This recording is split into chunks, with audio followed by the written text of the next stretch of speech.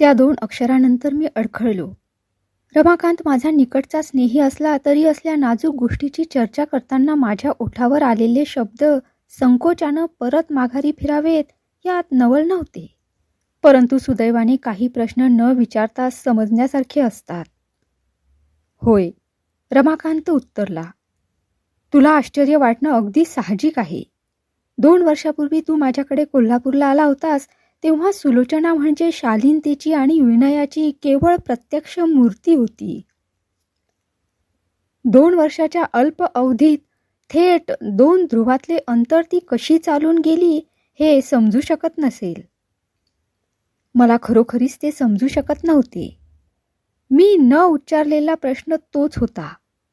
रमाकांताचा नवा संसार पाहण्यासाठी मी कोल्हापूरला त्याच्याकडे गेलो तेव्हा त्या संसाराची स्वामिनी माझ्यापुढे आणताना रमाकांताला किती कष्ट पडले होते. थरथरलेल्या हातांनी चहाचा ट्रे मेजावर ठेवून आत पळालेल्या सुलोचनेला त्याने हात धरून बाहेर ओढत आणले आणि माझ्या समोरील खुर्चीवर तिला बळजबरीने बसवीत तो उद्गारला. ही पहा तुझी वहिनी. रमाकांत लहानपणी मोठा रसिक होता. आज तो प्रोफेसर झाला असला तरी चित्रकार होण्याची त्याची त्या काळी महत्वाकांक्षा असे. उभ्या आडव्या रेघोट्यांची कागदावर दंगल माजवून आमच्या पुढे ऐटीने तो कपटा फडफडवीत असे आणि म्हणत असे, बघा कसं सूर्योदयाचं छान चित्र काढलंय. परंतु त्याच्या वडिलांना सूर्योदय आणि सूर्यास्त यापेक्षा मध्यान्हाचेच महत्त्व अधिक वाटत असल्याने रमाकांताची चित्रकला अर्भकावस्थेतच आटोपली आणि त्याचे लक्ष अभ्यासाकडे वळले. ही पहा तुझी वहिनी. हे शब्द उच्चारताना त्याच्या आवाजात आणि आविर्भावात तीच लहानपणची ऐट, तोच लहानपणचा उत्साह मला जाणवला. जणू सुलोचनेचीच निवड करण्याचेच नव्हे तर तिच्या सौंदर्याचा आराखडा ब्रह्मदेवाकडे पाठवण्याचे श्रेयही खुद्द त्याच्याकडेच होते. लहानपणी काढलेल्या त्या रेघोट्यांच्या गर्दीत या मोहक आकृतीचे पूर्वदर्शन त्याला कधी झाले होते काय? नव्याने पिंजऱ्यात घातलेल्या पाखराप्रमाणे सुलोचना खुर्चीमध्ये फडफडत होती. अधिकाधिक अस्वस्थ होत होती. 4-2 क्षणच ती तेथे राहिली. काहीतरी सबब काढून ती नंतर उठली आणि आत पळाली. पण त्या धांदलीतही तिचे प्रभावशाली सौंदर्य माझ्या प्रत्ययाला आले. ती आत जाता चांदण्यातून उठून घरात आल्यासारखे मला वाटले. रमाकांताचा अभिमान खचित अनाठायी नव्हता. मी त्याचे अभिनंदन केले. त्याला आनंद, अत्यानंद झालेला दिसला. तुझ्यासारख्या वृक्ष काव्यशत्रूचे हे शिफारसपत्र फार मूल्यवान समजतो मी. हर्षाने माझा खांदा हलवीत रमाकांत म्हणाला. मग ते लेखी लिहून देऊ का? म्हणजे फ्रेम करून तुला इथे ते टांगता येईल. तो हसला. पण का कुणास ठाऊक माझ्या उत्तरातला विनोद त्याच्या पूर्णपणे ध्यानात आला नाही असेच क्षणभर वाटले मला. थोडासा चमत्कारिक अनुभव होता तो. मेजावर पडलेल्या मासिकाच्या त्या तिरंगी मुखपृष्ठाकडे माझी नजर अभावितपणे पुन्हा वळली. 2 ध्रुवातले अंतर हे रमाकांताचे शब्द त्या पूर्वस्मृतीच्या पार्श्वभूमीवर मला अक्षरशः खरे वाटले. सशाप्रमाणे भिणारी, खारीप्रमाणे बुजणारी आणि नजरेला नजर भिडताच वेलीप्रमाणे थरथरणारी तेव्हाची ती सुलोचना आणि आपल्या उन्मत्त दृष्टीने जगाला आव्हान करणारी तिरंगी मुखपृष्ठावरील ही अर्धनग्न सुलोचना. रमाकांत पुन्हा बोलू लागल्याने माझी विचारमाला खंडित झाली. तू माझ्या लग्नाला येऊ शकला नाहीस, पण मी तुला तेव्हा लिहिल्याचे मला आठवते की नव्या जगाचा संपर्क नसलेली एक वनदेवता माझी गृहिणी झाली आहे. आणि खरोखरीच ती वनदेवता होती. डोंगरात दडलेल्या एका गावातील इनामदाराची मुलगी होती ती. आमच्याकडचे इनामदार कसे असतात ते ठाऊक आहे तुला. म्हातारपणी काशी यात्रेला बाहेर पडले तरच बाहेरच्या जगाशी त्यांचा काही संबंध यायचा. एरवी पेवात घातलेल्या धान्याप्रमाणे आपल्या जीर्ण वाड्यातच त्यांचे सारे जीवन साठून राहायचे. सुलोचनेचे वडील याला अपवाद नव्हते. हुंड्याची अडचण नसती तर सुलोचनाचे लग्न लहानपणीच त्यांनी उरकून टाकले असते. परंतु तसे काही होऊ शकले नाही. इनामदाराचे सोयरे होऊ इच्छिणारे लोक पैशाच्या लालसेनेच त्यांच्याकडे येत. मग सुलोचनेचे शिक्षण तरी थोडंफार होऊ शकले असेल, मी विचारले. रमाकांताने एक नवीन सिगारेट पेटवली आणि आपल्या आराम खुर्चीभोवती त्या निळसर धुराचे ढग निर्माण करीत तो म्हणाला, शिक्षण? इनामदाराच्या मुलाची सुद्धा मजल 4-5 इयत्तांपलीकडे कधी गेली नाही, मग ही तर मुलगी. पण पुढे पुढे आपल्या वाढत्या आणि रिकाम्या जीवनात विरंगुळा म्हणून तिने पांडव प्रताप, शिवलीलामृत वगैरे सारख्या पोथ्या वाचण्यापर्यंत प्रगती केली. आपल्या गावाच्या सरहद्दीवर खळखळणारी छोटीशी नदी, त्या नदीच्या काठची देवळे आणि गावाला चारी दिशांनी वेढणारे लहान मोठे डोंगर, एवढेच तिचे जग होते. या चिमुकल्या जगात ती तन्मयतेने आणि निस्संकोचपणे वावरत असे. रानात फुललेल्या सोनचाफ्याप्रमाणे आपल्या सौंदर्याची, सुगंधाची तिला कधी जाणीव उत्पन्न झालेली नव्हती. खरोखर माझ्या सहवासात आल्यावरच आपण सुंदर आहोत हे तिला समजले. मी ते तिला समजावून दिले. तू तिची निवड केलीस ती केवळ तिचे विलक्षण सौंदर्य पाहून, रमाकांत उत्तरला. मला लहानपणी चित्र काढण्याचा आणि जमवण्याचा किती नाद होता हे तुला माहीत आहे. मध्यंतरीच्या काळात हा नाद नाहीसा झाला होता, परंतु लग्न करण्याच्या विचारांबरोबरच त्याने पुन्हा उचल घेतली. त्यावेळी मी नुकताच प्रोफेसर झालो होतो. अनेक शिकलेल्या आणि बुद्धिवान म्हणून नावाजलेल्या मुली मला सांगून आल्या होत्या किंवा आपणहून माझ्याशी लग्न ठरवण्याचा प्रत्यक्ष रीतीने प्रयत्न करीत होत्या. परंतु मला शिक्षण नको होते, बुद्धी नको होती. मला सौंदर्य, केवळ सौंदर्य हवे होते. पुढे कोणाच्या तरी मध्यस्थीने मी सुलोचनाला पाहायला गेलो तेव्हा ती माझ्यापुढे येताच मी ठरवले की हे चित्र हस्तगत केले पाहिजे. चित्र? मी अर्धवट आपल्याशीच उद्गारलो. रमाकांताच्या त्या शब्दप्रयोगाने मला अकारणच थोडासा धक्का बसला. होय, चित्र. आता मी तुला सांगितलं की माझी चित्र जमवण्याची लहानपणची सवय लग्नाच्या विचारांबरोबर पुन्हा जागी होऊ लागली होती. कोणत्याही स्त्रीकडे पाहत असता ती एक चित्र आहे याच दृष्टीने, याच पूर्वग्रहाने मी पाहू लागलो. मातीत खोलवर दडपलेले बीज पुन्हा केव्हा तरी जमिनीचे थर फोडून अंकुराच्या वेगळ्या रूपानं बाहेर पडत नाही का? माझ्या लहानपणच्या त्या सवयीचे, त्या मनोवृत्तीचे रूपांतर ती तारुण्यात पुन्हा बाहेर पडली तेव्हा असेच वेगळे झाले होते. ज्या आगंतुक कारणामुळे ती वृत्ती पूर्वी दडपली आणि हटवली गेली होती, ती कारणेही म्हणजे वडिलांचा धाक, अभ्यास, विद्वान होण्याची, सुखवस्तू होण्याची प्रबळ इच्छा आता नाहीशी झाली होती. बंद केलेल्या भांड्यात युगानुयुगे राहून संधी सापडताच केव्हा तरी झाकण निघताच बाहेर येणाऱ्या राक्षसांच्या गोष्टी अरेबियन नाईट्समध्ये आहेत. माणसांच्या अनेक मनप्रवृत्ती या राक्षसाप्रमाणे असतात. झाकण दूर होण्याची वाट पाहत मनाच्या अज्ञात कोपऱ्यात त्या पडलेल्या असतात. त्या नाहीशा होत नाही. स्वतःच्या जीवनकथेची इतक्या समंजसपणे चिकित्सा करणाऱ्या माझ्या मित्राविषयी मला कौतुक वाटले. आपल्या छातीवर पडलेली सिगारेटची राख बाजूला काढून टाकण्यात तो क्षणभर निमग्न होता. शेवटचा रक्षाकण टिपून तो पुढे म्हणाला, जात्यावर बसलं म्हणजे ओवी सुचते, त्याप्रमाणे अर्थात ही सारी मीमांसा आता तुझ्यापुढे खुर्चीवर बसल्यावरच मला सुचली. मूळ पदावर यायचं म्हणजे बायकांकडे मी केवळ चित्राच्या अपेक्षेने त्या काळी पाहत होतो आणि अशा अपेक्षेने पाहू लागल्यावर निराशा आणि उद्वेग यांचा अनुभव येण्यास फार अवकाश लागत नाही. सौंदर्य ही चीज अतिशय दुर्मिळ आहे, यात शंकाच नाही. मोहक, तऱ्हेदार किंवा मूल्यवान वस्त्रालंकारात वावरणाऱ्या स्त्रिया सुंदर सोनेरी चौकटीत घातलेल्या निरस चित्रांचीच मला बहुधा आठवण करून देत. मुलींच्या शिक्षणाचा आणि विद्वत्तेचा प्रश्न तर लग्नाचा विचार करताना मला केवळ असह्य वाटे. चांदण्यांचे महत्त्व त्यात बसून पुस्तक वाचता येते की नाही यावर ठरवण्यासारखेच ते माझ्या मते अरसिकपणाचे, अनैसर्गिकपणाचे होते. मी सौंदर्याच्या, सुंदर चित्राच्या शोधात होतो आणि त्या डोंगराळ गावातील जीर्ण पाड्यामध्ये ते रमणीय चित्र मला आढळले.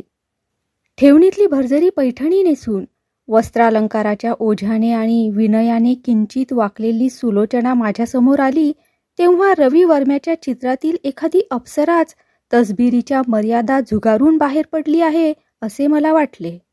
वस्तुतः माझ्या शहरी आधुनिक दृष्टीला तिची ती सनातनी वेशभूषा इतकी बोचत होती की सुलोचनेहून थोडीशी कमी सुंदर असलेली मुलगी केवळ त्या गबाळ ग्रंथी वेशामुळे मला अनाकर्षक वाटली असती. परंतु सुलोचनेचे सौंदर्य वेशातीत होते. कालिदासाचे ते वचन आहे ना, जातीच्या सुंदराला काय शोभून दिसत नाही. फार क्वचित अनुभवास येणारी या वचनाची सत्यता त्याच वेळी प्रथमतः माझ्या प्रत्ययाला आली. सौंदर्याच्या संगतीत आलेले ते अवजड कपडे आणि ओबडधोबड अलंकार मला सौंदर्यमय दिसू लागले होते. सौंदर्य, सुदृढता आणि सुकुमारता यांचा दुर्मिळ मिलाफ मूर्त स्वरूपात माझ्यापुढे येऊन उभा राहिल्यासारखे वाटले मला.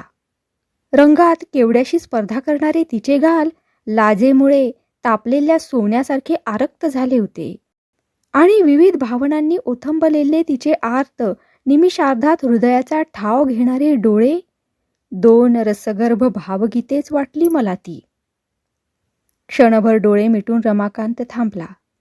सुलोचनेच्या पहिल्या दर्शनाचा अनुभव तो कल्पनेने पुन्हा घेत आहे असे मला वाटले. रसगर्भ भावगीते. त्या तिरंगी मुखपृष्ठावरील सुलोचनेच्या डोळ्याकडे माझी नजर सहजच वळली. काव्याचे वैभव तेच होते, परंतु नाजूक भावगीताचे रूपांतर आता उद्दाम गझलीत झाले होते.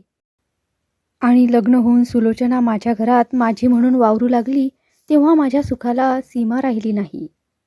माझ्याकडे आल्यावर एका नव्या जगात तिने पदार्पण केले होते. या नव्या जगाशी मी तिची ओळख करून दिली. वेशभूषेच्या नवीन पद्धतीचा स्वीकार करण्यास मी तिला भाग पाडले. कपडा हा केवळ शरीर झाकण्याकरता नसून त्याचे सौंदर्य वाढवण्याकरताही आहे हे मी तिला जाणवून दिले. तिने घरून आणलेली पांडव प्रतापाची पोथी मी कुलपात टाकली आणि वृत्तपत्रे, मासिके, कथा कादंबऱ्या वगैरेंचे वाचन तिच्याकडून करून घेऊ लागलो. प्रथम ती या साऱ्या गोष्टींना बुजत असे, पण माझ्या इच्छेला विरोध करण्याची तिला भीती वाटे. किंबहुना तिच्या ते स्वभावातच नव्हते. मी तिला गाणे शिकायला सांगितले तेव्हा किती विलक्षण आढेवेढे घेतले तिने. सौंदर्याप्रमाणे तिला मंजूळ आवाजाची देणगीही जन्मसिद्ध होती हे मला लवकरच समजून आले.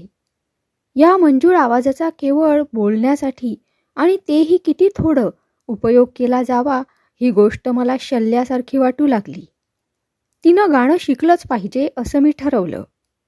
कमलाच्या कळ्यांप्रमाणे असलेली तिची बोटं हार्मोनियममधून अथवा व्हायोलिनमधून संगीताची गंधर्व नगरी निर्माण करण्यास समर्थ झाली पाहिजेत असा मी निश्चय केला. त्या रमणीय चित्रांमध्ये केसभरही कसली कमतरता राहणे मला केवळ असह्य वाटत होते.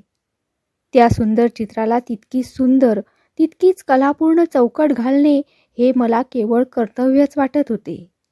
तुला कल्पना असेल, माझ्या खिशाचे सामर्थ्य त्यावेळी काही फारसे मोठे नव्हते, पण सुलोचनेच्या बाबतीत कसलाही हिशेब करण्याची कल्पनाच मला सहन होत नसे. एक चांगला गवई मी तिला शिकवायला ठेवला.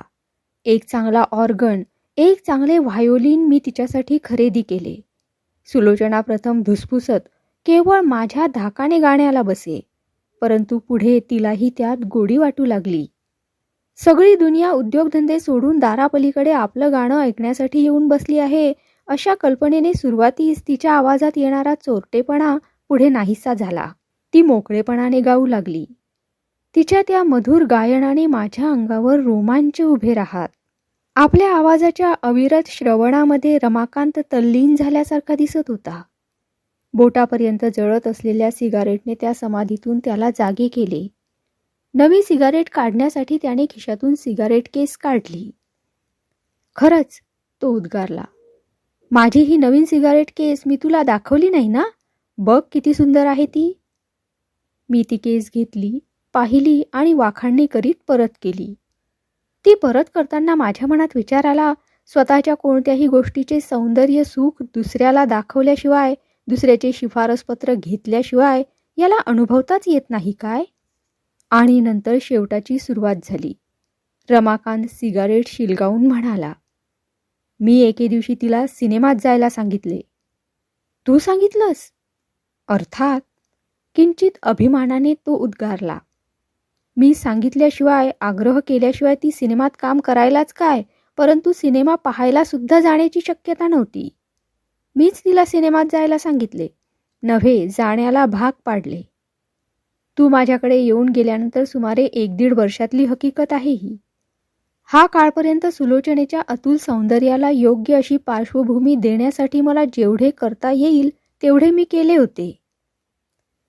एखाद्या कीर्तिवंत चित्रकाराने आपली सारी कला एकवटून काढलेल्या चित्रावर जितके श्रम करावे किंवा आपली सारी प्रतिभा ओतून लिहिलेल्या काव्यातील अक्षरन अक्षर रसगर्भ करण्यासाठी कवीने जितके सायास करावे, तितके श्रम, तितके सायास मी सुलोचनेवर केले. त्या रमणीय चित्राला शोभेल अशी पार्श्वभूमी, त्याची मोहकता द्विगुणित करील अशी चौकट निर्माण करण्यात मी यश मिळवले होते. तसबीर पुरी झाली होती. वहिनीच्या सौंदर्याबद्दल शिफारसपत्र लिहून देऊ का, म्हणून 2 वर्षापूर्वी मी त्याला विनोदाने विचारले होते. तेव्हा आलेल्या विचित्र अनुभवाचा मला आता थोडासा उलगडा होऊ लागला. रमाकांताच्या संसारात सुलोचनाचे स्थान केवळ पत्नीचे नव्हते, तसबिरीचेही होते. किंबहुना केवळ. आणि ही मनोहर तसबीर माझ्या घराच्या 4 भिंतीत स्वयंपाकगृहात अडकून पडावी हे मला मान्य नव्हते. सुलोचनेच्या सौंदर्याला आणि त्या सौंदर्यावर मी घेतलेल्या परिश्रमाला अन्याय करण्यासारखे होते ते. ती स्वतः घराचा उंबरठा ओलांडल्याला नेहमीच नाखुश असे. सिनेमाला किंवा बाहेर फिरायला जायचं झालं तरी मला तासभर तिची आर्जव करीत राहावी लागत आणि अमकं पातळनेस, तमका ब्लाऊज घाल वगैरे तपशीलवार सूचना द्याव्या लागत.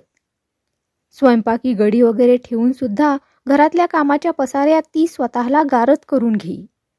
अर्थात मी इतर काहीही करू शकत असलो तरी तिचा स्वभाव बदलू शकत नव्हतो. तेवढी एक अडचण उल्लंघूनच मला आपला मार्ग काढायचा होता आणि ती अडचणही तशी फार मोठीशी नव्हती, कारण त्या अडचणीतच तिचे निराकरण होते. माझ्या कोणत्याही शब्दाची अवज्ञा करणं हे तिला आपल्या समजुतीप्रमाणे केवळ पाप वाटे.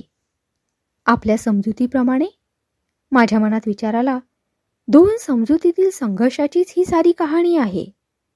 त्याला आपल्या समजुतीप्रमाणे तिची सुंदर तसबीर करायची होती. तिला आपल्या समजुतीप्रमाणे चांगली पत्नी होण्याची आकांक्षा होती. एक दिवस सिनेमा पाहताना माझ्या मनात विजेप्रमाणे ती कल्पना आली. त्या बोलपटातील नायिकेच्या सौंदर्याने सारे चित्रगृह चकित, हर्षभरीत झाल्याचे मला जाणवत होते. तिच्या गायन माधुरीने तो शेकडो रसिकांचा जमाव नागाप्रमाणे एकतानतेने डोलत होता. अत्यंत लोकप्रिय नटी होती ती. आणि तरीसुद्धा माझ्या मनात एक विचार आला, ही सुलोचनेच्या पासंगालाही पुरणार नाही. या पांढऱ्या शुभ्र पडद्यावरती सुलोचनेची मूर्ती आता अवतीर्ण झाली. या चित्रगृहाच्या भिंतीमध्ये सुलोचनेचा मंजूळ आवाज घुमू लागला तर? माझे अंतःकरण त्या कल्पनेच्या स्पर्शाने शहारले, पुलकित झाले. नंतर चित्रपटाकडे माझे लक्ष लागू शकले नाही. क्षणाक्षणाला त्या नटीची आणि सुलोचनेची तुलना करण्यातच माझे मन व्यग्र झाले. सुलोचनेला पाहून आणि ऐकून कोट्यावधी लोक कसे स्तिमित होतील याची कल्पनाचित्रे मी रेखाटू लागलो. वृत्तपत्रातले, मासिकातले सुलोचनेचे वर्णन करणारे मथळे माझ्या डोळ्यांसमोर नाचू लागले. चित्रपट संपल्यानंतर मी बाहेर पडलो तेव्हा आतापर्यंत ज्याच्यासाठी मी चाचपडत होतो तो मार्ग मला सापडला होता. अंधेऱ्या जागेमध्ये एकदम विजेची झगझगीत रोषणाई झाल्यासारखे वाटले मला. आणि जो मार्ग मला सापडला तो सुदैवाने फारसा कठीणही ठरला नाही. माझ्या एका सहकारी प्राध्यापकाचा कथालेखक म्हणून चित्रसृष्टीशी संबंध होता. हिंदुस्थानात नावाजलेला एक दिग्दर्शक तेव्हा कोल्हापुरी आपले नवे चित्र काढणार होता. त्याला नवी नटी पाहिजे होती, कारण कोणत्याही नव्या नटीला कीर्ती मिळवून देण्याचे सामर्थ्य त्याच्यामध्ये होते. सहकार्याच्या मदतीने मी त्याची भेट घेतली. सुलोचनाची ट्रायल घेण्यास त्याने आनंदाने संमती दिली. दुसऱ्याच दिवशी सुलोचनेला स्टुडिओत मी घेऊन यावे असे ठरले. मी रात्री घरी आलो तो ढगांवरून चालतच. जीवनाची 2 जीवनांची सफलता जवळ येऊन ठेपली होती. आणि विफलताही. माझ्या ओठावर शब्द आले होते, परंतु त्याचा अर्थातच उच्चार झाला नाही. सुलोचनेला अर्थात मी आतापर्यंत यासंबंधी काही बोललो नव्हतो. ती होऊन संमती देणार नाही आणि मी सांगितल्यावर नाकारणार नाही हे मला ठाऊक होते. त्या दिवशी घरातले काम उरकून रात्री बऱ्याच उशिरा ती खोलीत आली. मी अगदी उतावळेपणाने तिची वाट पाहत होतो. पाण्याचा खुबा कोपऱ्यात ठेवून ती माझ्याकडे आली आणि जवळ पडलेल्या वाळ्याच्या पंख्याने मला वारा घालू लागली. मी पंखा बाजूला टाकला आणि तिला जवळ ओढून तिच्या कानात ती वार्ता सांगितली. तो सारा प्रसंग मला स्पष्टपणे आठवतो आहे. केवड्याच्या फडात घुसलेली नागिण उशी घेऊन धसकन बाहेर पडावी तशी सुलोचना माझ्या मिठीतून आवेगाने बाहेर पडली. काही न बोलता ती पलंगापासून दूर सरकली व पलीकडे असलेल्या खुर्चीवर खाली मान घालून बसली. 4 क्षण मलाही काय बोलावं आणि काय करावं हे सुचेना. माझ्या अपेक्षेपेक्षा हे अधिक होते तरी वेगळे नव्हते. परंतु अशा गोष्टीने बुचता कामा नये असा निर्धार करून मी पलंगावरून उठलो आणि तिच्याजवळ गेलो. दुरून मला दिसले नाही, ती रडत होती. तिच्या केसांवरून हात फिरवीत आणि हनुवटी वर उचलीत मी म्हटलं, असं वेड्यासारखं काय करतेस? तुला कुठं वणव्यामध्ये जायला का मी सांगतो आहे? तुझं हे सौंदर्य इतकं विलक्षण आहे की... माझं तोंड गुदमरलेल्या आवाजात आपले तोंड दोन्ही हातांनी झाकून घेऊन ती उद्गारली, काय करू मी? आणि नंतर एकदम टेबलावरील पितळी स्टँड घट्ट धरून ती म्हणाली, कर्कश आवाजात ओरडली, रॉकेल ओतून जाळून घेऊ का मी हे तोंड? म्हणजे तरी... आणि नंतर मी काय करतो हे ध्यानात येण्यापूर्वीच मी तिच्या खाडकन तोंडात मारली. दुसऱ्याच क्षणी मला अतिशय पश्चाताप झाला. इतके दिवस अंतःकरणात उभे केलेले स्वप्न ढासळून पडत आहे या कल्पनेने मी क्षणभर बेहोश झालो होतो. सुलोचनेचा संतापही इतक्या तीव्र स्वरूपात मला कधी दिसला नव्हता. त्यामुळे माझे भान हरपले आणि सुलोचना, माझ्या अपेक्षेला तिने पुन्हा धक्का दिला. मला वाटलं होतं ती खूप रडेल, ओरडेल, संतापेल, पण झालं ते अगदी उलट. मी क्षमेचे आणि पश्चातापाचे शब्द उच्चारण्यापूर्वीच ती उठली. तिचे हुंदके क्षणार्धात नाहीसे झाले होते आणि जमिनीवर पडून तिने माझ्या पायांना मिठी मारली. बऱ्याच प्रयासाने मी तिला उठवले आणि छातीशी धरले. सुलू, रागावू नकोस हं. अगदी चुकून झालं माझ्या हातून. हा गुन्हा... छातीवर मस्तक ठेवून ती निवांतपणे उभी होती. आपल्या श्वासोच्छवासाचा आवाज सुद्धा तिने रोखून धरला होता असे मला वाटले. तुझी इच्छा नसेल, तुला जर इतकं वाईट वाटत असेल तर माझा आग्रह नाही, मी म्हणालो. पण ते शब्द उच्चारताना माझ्या अंतःकरणाला तीव्र वेदना होत होत्या. मी आपल्या आज्ञेबाहेर नाही, ती पुटपुटली. खरंच? माझी आशा पुन्हा पालवली. हो, अगदी खरं. मग उद्या स्टुडिओत येशील तू? माझा आनंद माझ्या आवाजात मावत नव्हता. हो हो हो, ती उत्तरली. आणि त्याप्रमाणे काहीही आढेवेढे न घेता ती दुसऱ्या दिवशी माझ्याबरोबर स्टुडिओत आली. मी सांगितल्याप्रमाणे वेशभूषा करून आली. नेहमीप्रमाणेच किंवा थोडी अधिक ती शांत आणि अबोल होती. स्टुडिओत गेल्यावर प्रथम तिच्या गाण्याची परीक्षा घेण्यात आली. मला भीती वाटत होती, पण न लाजता न घाबरता तिने 2 गाणी सुंदर रीतीने म्हटली. नंतर दिग्दर्शक, मालक वगैरे कंपनीतील वरिष्ठ मंडळीबरोबर आमचा उपहार झाला. फिल्मवरती ट्रायल घेण्याची आवश्यकता नाही असे दिग्दर्शकाने सांगितले आणि त्याच क्षणी सुलोचना त्यांच्या आगामी चित्राची नायिका बनली. मला आनंदाने आसमान ठेंगणे झाले होते. लोकांची लाज नसती तर सुलोचनेला मी त्या दिवशी डोक्यावर बसवून घरी मिरवीत आणली असती. सुलोचनेचे पहिले काही चित्रीकरण स्टुडिओतल्या पडद्यावर पाहताना मला अननुभूत हर्ष झाला. माझे स्वप्न, माझी महत्वाकांक्षा, माझे जीवन सफल होण्याची वेळ नजीक येत होती. सुलोचनेची मनोहर छायाचित्रे मासिक पत्रातून साऱ्या देशात गाजू लागली होती. रूपराणी, सौंदर्य सम्राज्ञी, स्वर्गीय अप्सरा, स्वरमोहिनी, कितीतरी विशेषणांच्या ओंजळी तिच्या मस्तकावर, चरणावर वाहिल्या जात होत्या. माझ्या आनंदाला आणखीही एक मोठे कारण होते. सुलोचनेच्या स्वभावातील ती उदासीनता, मुग्धता 2-4 महिन्यांच्या अवधीतच नाहीशी झाली होती. एक विलक्षण मोकळेपणा तिच्या स्वभावात आला होता. विलक्षण म्हणावयाचे कारण की त्यात थोडीशी अस्वाभाविकता होती. पण मला ते विशेष जाचले नाही. माझ्या आनंदात मी मग्न होतो. ही हकीकत सांगणाऱ्या रमाकांताच्या चेहऱ्यावर त्या बेहोश आनंदाचा पुसटचा अवशेषही आता राहिलेला मला आढळत नव्हता. त्याचे अंतःकरण, त्यावेळी हर्षाने ओथंबलेले त्याचे अंतःकरण, ही गोष्ट सांगताना त्याच्या हातातील सिगारेटप्रमाणे जळत असले पाहिजे, कणाकणाने राखेमध्ये विलीन होत असले पाहिजे असे मला वाटले. नंतर या साऱ्या प्रकरणाचा किंबहुना ग्रंथाचा शेवट झाला. उपसंहाराचा भाग फारसा मोठा नाही. माझे काम वाढल्याने मला पूर्वीप्रमाणे रोज स्टुडिओत जाता येत नसे. एकदा असाच बऱ्याच दिवसांनी मी कंपनीत गेलो. एक महत्त्वाची बातमी मला सांगायची होती. मला मुंबईच्या सरकारी कॉलेजात महत्त्वाची जागा देण्यात आली होती.